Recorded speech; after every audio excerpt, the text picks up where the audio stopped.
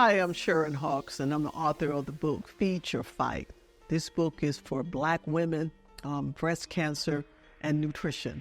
The goal of this book is not only to provide recipes to women who are in the fight of their life, but also to give them direction on how to eat and how to live during that time. We spend so much time telling people how to eat, but in our community, we eat a certain way, and we want things a certain flavor, if you will. So I found as a nutritionist that most of the books that are out there are not for us. And the difficult thing about it, when I'm dealing with patients who are in the middle of the fight, how do they prepare meals? How do they eat in a way that's going to help to nourish them, but it doesn't have to be something that's totally different than what they're used to? So I want to take that space up and say, how do we approach it when I would like to have some greens? How could I prepare those greens in a way where it's still healthy and nourishing for my body, but still tastes good? Do I have to give up all meat? Do I have to give up the things I love, or is there a way to incorporate things that I can still be healthy? There's so much information out there. You know who you are. You love to go to Uncle Johnny, your cousin, Dr. Google to get all your information. I want to make sure you had a space where we're addressing these things very logically, at a very practical level for you and for your family. How do you make changes to the meal? What herbs do you use? My mother in the kitchen, all she used, forgive me, Mom, but all she used was salt, pepper, accent season, a Lowry salt. She didn't know anything about using thyme and basil and oregano. Do you even know what garam masala is? And all these different herbs and spices that can just bring out flavors you never knew exist. It was a beautiful thing to be able to put that in the book and show people how to do it. I talk about a part in the book about my journey over my life. I'm one of the few people who have lived all around the country and all around the world. So I've gotten to see different cultures and how they interact with food.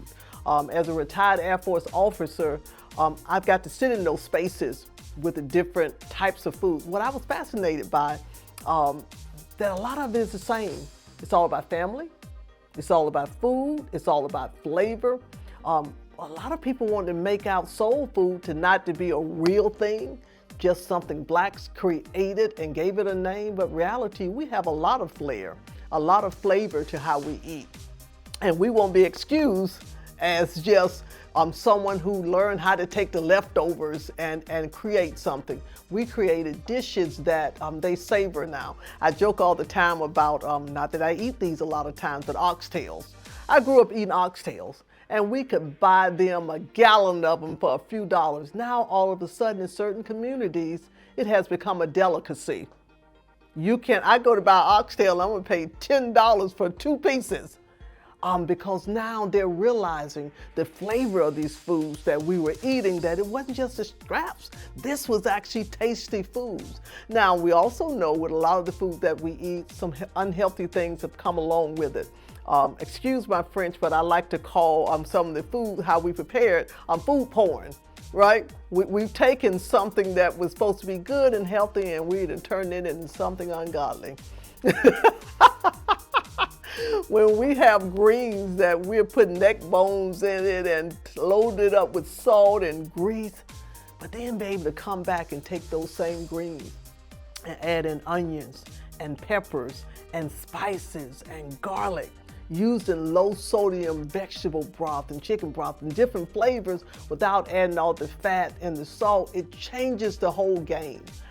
I prepared some of our traditional soul food for friends and family, and they can't believe that it's healthy. You know, one of the keys I've learned is not to tell them that it's healthy. Just prepare it and let them eat it, and they realize they love it. And you go, I'll get a comment like, "You supposed to be eating this?" "Oh yeah, because it's good for you." So learning how to teach us how to take the foods we love. The idea that what is a healthy diet, the whole world has decided that the most healthiest diet out there is something called the Mediterranean diet. Now, why is this the case? I do a lot of study on longevity and health, And one of my favorite topics that I love to speak on is something called the Blue Zones. So the Blue Zones are 5 regions around the world where you find these people who live over 100 and live well. Well, we have a lot of that in our own community, right? No one likes to say that, but I have an aunt right now who's living to be 100. One of my good friends' mother lived to be in her mid-90s. My grandmother lived to be 99. And why? They still ate the foods that we loved, but they kept it close to the ground. You know what I mean by that, right? Not all that ultra-processed food. They liked the food how it came from the ground when they prepared it. That's what we're missing.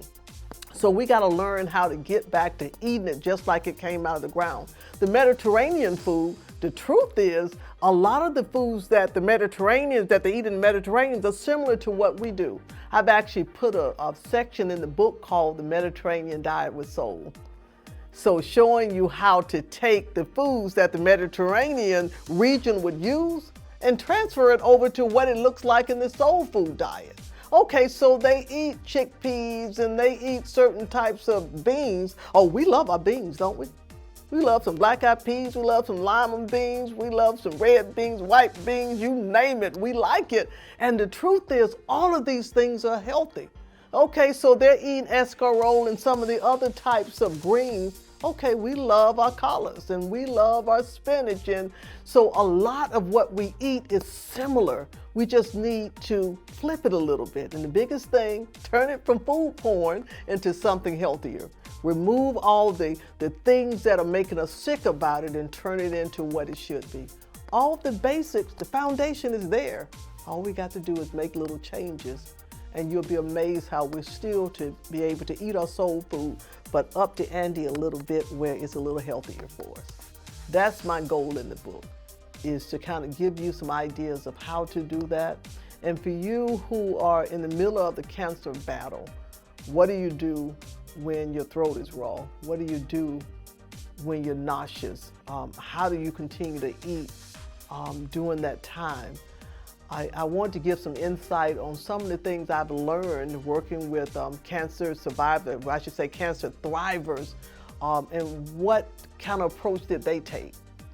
It's so important for us to be able to move through this journey with some dignity and not just push our way through and just pray for it to be over, because there's power in the middle of the journey. And even with food, there's power.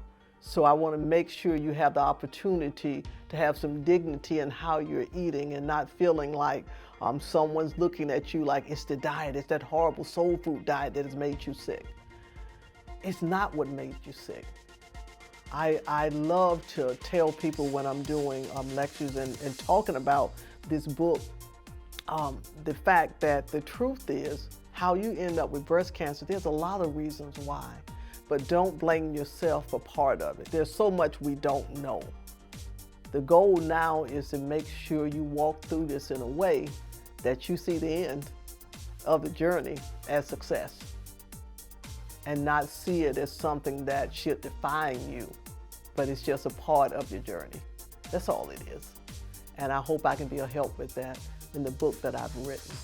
So my prayer is that you get something out of it, and feel free to let me know what else you would like in it. I can always do a second edition and add different things in there for you. The goal of this book is to help our community to walk through this journey with power.